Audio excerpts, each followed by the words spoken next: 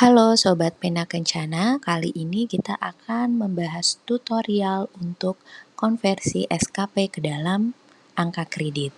Pertama, Bapak Ibu dapat mengakses Linktree /layanan_ditpenduk BKKBN di browser Bapak Ibu masing-masing.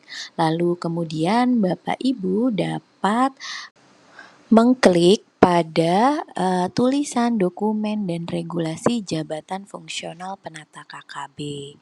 Nanti di browser Bapak Ibu akan muncul beberapa folder yang Bapak Ibu bisa akses. Nah, untuk template konversi AK ini Bapak Ibu tinggal klik di folder template konversi AK. Nah, nanti di situ akan muncul dalam bentuk file Excel template SKP konversi AK.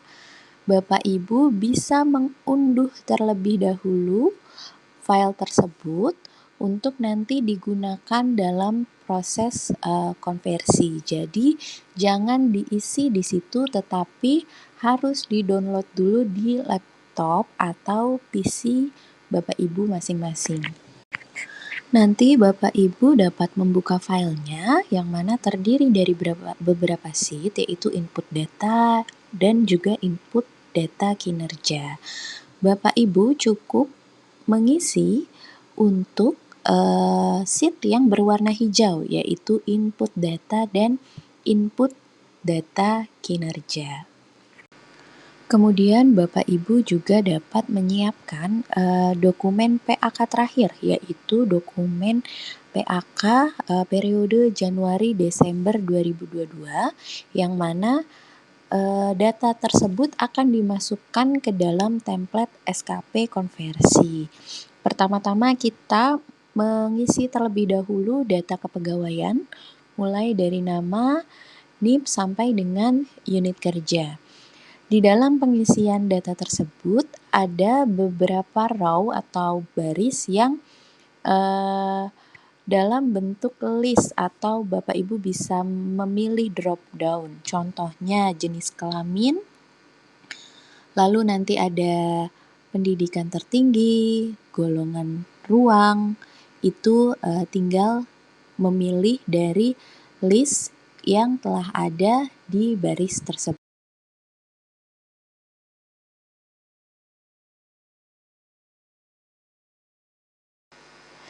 Jika data kepegawaian sudah terisi semua, maka Bapak Ibu kemudian dapat mengisi baris pada kolom C, yaitu data angka kredit Bapak Ibu yang dapat dilihat di total pada dokumen PAK Bapak Ibu di 2022. Contohnya adalah ini 98,91. Kami juga sudah menyediakan tata cara pengisian kolom angka kredit. Yang perlu diperhatikan adalah jika case Bapak Ibu adalah yang mendapatkan kenaikan pangkat periode 2021 dan 2022.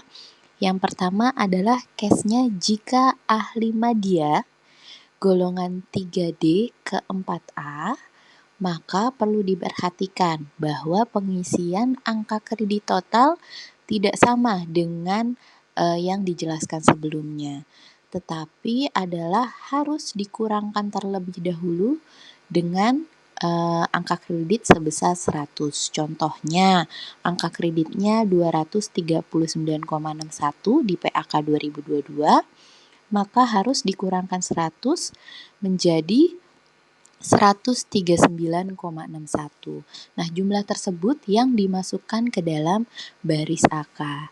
Kemudian case kedua, jika ahli muda dari golongan 3B ke 3C mendapatkan KP di 2021-2022, maka angka kredit total PAK yang di 2022 harus dikurangkan dengan 50.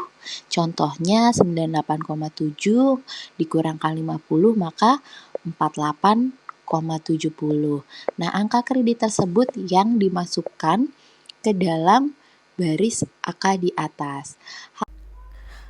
Angka kredit pengurangan tersebut adalah angka kredit kumulatif kenaikan pangkat Bapak Ibu saat naik ke 4A ataupun ke 3C.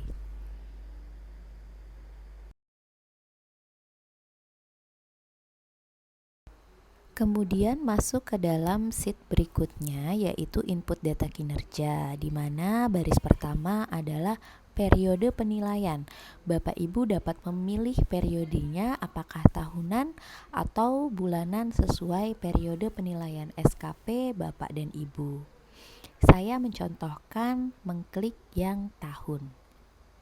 Setelah itu Bapak Ibu dapat memilih bulan awal dari penilaian. Setelah itu Bapak Ibu dapat mengetikkan secara manual periode awal, yaitu tanggal periode awal penilaian. Kemudian Bapak Ibu dapat memilih bulan akhir dari penilaian. Setelah itu juga mengetikkan secara manual tanggal periode akhir penilaiannya. Kemudian di row selanjutnya adalah predikat kinerja. Predikat kinerja diisi sesuai dengan hasil penilaian kinerja SKP Bapak Ibu. Terdapat 5 pilihan, yaitu sangat baik, baik, butuh perbaikan, kurang, dan sangat kurang. Saya akan mencontohkan di sini predikat kinerja baik. Maka baris yang berwarna kuning akan terisi otomatis sesuai dengan perhitungan pada Permenpan 1 tahun 2023. Di sini adalah 100% karena ahli muda maka mendapatkan angka kredit 25. Selanjutnya Bapak Ibu dapat mengecek sheet konversi predikat angka kredit yang berwarna kuning. Data kepegawaian sudah otomatis terisi sesuai dengan input data dan hasil penilaian kinerja juga sudah terisi otomatis sesuai dengan hasil input data kinerja. Tadi kita isikan predikatnya baik, maka prosentasenya adalah 100% dan koefisien per tahun ahli muda adalah 25, maka yang bersangkutan dalam hal ini mendapatkan angka kredit 25.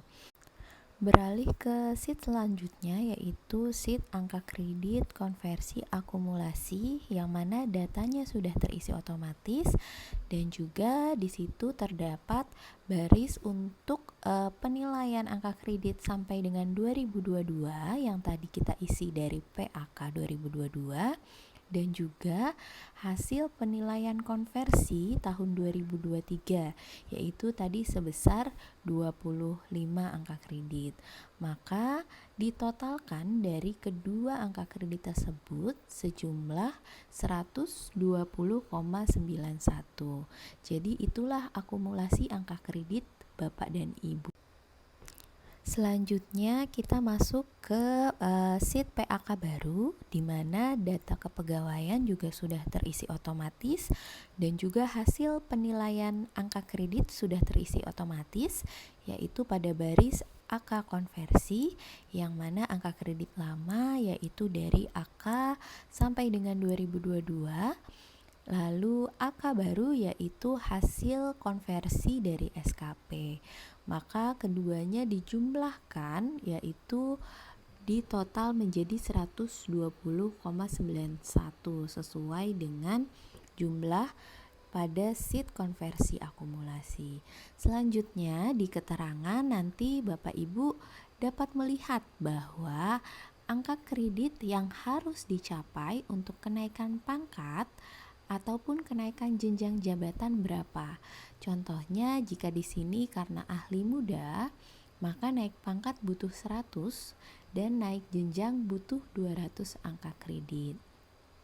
Kemudian selanjutnya di bawahnya akan ada informasi apakah angka kredit Bapak Ibu kelebihan atau kekurangan untuk naik pangkat atau jenjang jabatan. Selanjutnya di baris di bawahnya Bapak Ibu dapat mengisi rekomendasi dari angka kredit tersebut sesuai dengan keterangan. Apakah dengan angka kredit kumulatif tersebut Bapak Ibu sudah direkomendasikan untuk kenaikan pangkat atau kenaikan jenjang jabatan? Nanti dapat dicoret salah satunya untuk disesuaikan oleh Bapak dan Ibu. Untuk setiap form, Bapak Ibu dapat menambahkan logo di masing-masing form. Lalu untuk pernomoran surat sesuai dengan nomor surat di masing-masing unit kerja. Lalu untuk periode akan terisi otomatis sesuai dengan input data kinerja periode penilaian kinerjanya. Setelah itu Bapak Ibu juga dapat melengkapi untuk ditetapkan pada tanggal dan nama pejabat penilai kinerja sesuai nama atasan langsung dari Bapak Ibu. Untuk proses penandatanganan menggunakan tanda tangan elektronik, sehingga nanti Bapak Ibu dapat menyesuaikan sesuai dengan format pada aplikasi penandatanganan elektronik. Khusus untuk form PAK tidak perlu dicetak setiap tahun.